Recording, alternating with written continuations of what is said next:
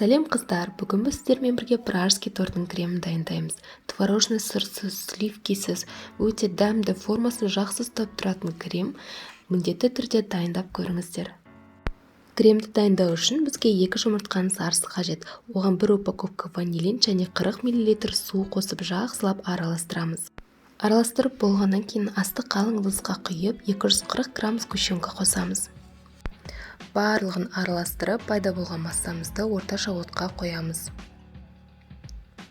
Бірінші қайнай бастағаннан кейін астын жай қойып, үнемі араластырып тұрамыз. Астына қатып қалмау керек. Міне осылай қоюланады. Қоюланғаннан кейін оны басқа ыдысқа құйып, бетін контакт пленкамен жауып, суытамыз.